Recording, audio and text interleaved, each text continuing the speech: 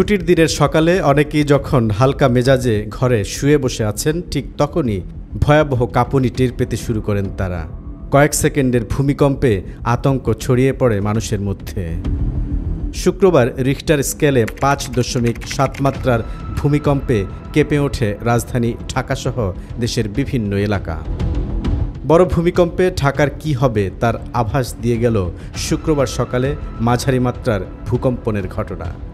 বিশেষজ্ঞরা বলছেন, ভূমিকম্পে প্রাণক্ষয় কমাতে মহড়া বাড়ানোর পাশাপাশি সচেতনতা তৈরিতে জোর দিতে হবে।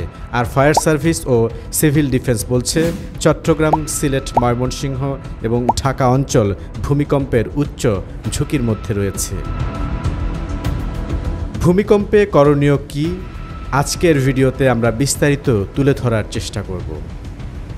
ভূমিকম্পের প্রথম ঝাঁকুনির সঙ্গে সঙ্গে খোলা জায়গায় আশ্রয় নেওয়ার চেষ্টা করতে হবে। ঘর থেকে বের হওয়ার সময় সম্ভব হলে আশপাশের সবাইকে বের হয়ে যেতে বলতে হবে। সম্ভব হলে দ্রুত বৈদ্যুতিক ও গ্যাসের সুইচ বন্ধ করে দিতে হবে। কোনো কিছু সঙ্গে নেয়ার জন্য অযথা সময় নষ্ট করা যাবে না। যদি ঘর থেকে বের হওয়া না যায়, সেক্ষেত্রে ইটের গাঁথুনি দেওয়া পাকা ঘর হলে ঘরের কোণে এবং কলাম ও বিমের তৈরি ভবন হলে কলামের গোড়ায় আশ্রয় নিতে হবে। ভূমিকম্পের সময় বেশি নড়াচড়া, বাইরে বের হবার চেষ্টা করা, জানালা দিয়ে লাফ দেবার চেষ্টা ইত্যাদি থেকে বিরত থাকা উচিত। সাধারণ নিয়ম হলো, এ সময় যত বেশি মুভমেন্ট করবেন তত বেশি আহত হবার সম্ভাবনা থাকবে। আমেরিকান রেড ক্রসের পরামর্শ অনুযায়ী ভূমিকম্পের সময় সবচেয়ে উত্তম পন্থা হলো ড্রপ কাভার হোল্ড অন বা ডাক কাভার পদ্ধতি। অর্থাৎ কম্পন শুরু হলে মেঝেতে বসে পড়ুন, তারপর কোনো শক্ত টেবিল বা ডেস্কের নিচে ঢুকে কাভার নিন। এমন ডেস্ক বেছে নিন বা এমনভাবে কাভার নিন যেন প্রয়োজনে আপনি কাভার সহ মুভ করতে পারেন। কোনো ভবন ভূমিকম্প রোধক হলে তা খুব কমই ধসে পড়ে। যেটা হয় তা হলো আশপাশের বিভিন্ন জিনিস বা ফার্নিচার গায়ের ওপর পড়ে আহত হবার ঝুঁকি বেশি থাকে। তাই এগুলো থেকে বাঁচার জন্য এ সময় কোনো শক্ত ডেস্ক বা টেবিলের নিচে ঢুকে আশ্রয় নেওয়া জরুরি। ভূমিকম্পের সময় এলিভেটর বা লিফট ব্যবহার পরিহার করুন।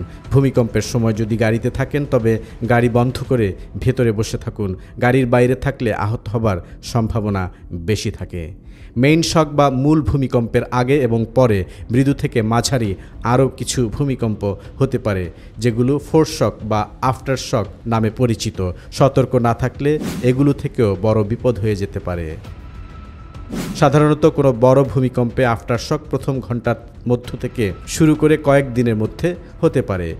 প্রথম ভূমিকম্পের পর ইউটিলিটি লাইনগুলো যেমন গ্যাস, বিদ্যুৎ ইত্যাদি এক নজর দেখে নিন। কোথাও কোনো লিক বা ড্যামেজ দেখলে মেইন সুইচ বন্ধ করে দিন। ভূমিকম্পের ক্ষেত্রে বাংলাদেশ ঝুঁকিপূর্ণ অবস্থানে আছে এমন মত বিশেষজ্ঞদের। আবহাওয়াবিদদের মতে ভূমিকম্পের পূর্বাভাস দেওয়া খুব জটিল বিষয়। কোনো নির্দিষ্ট ভূমিকম্পকে সরাসরি নির্ণয় করা যায় না।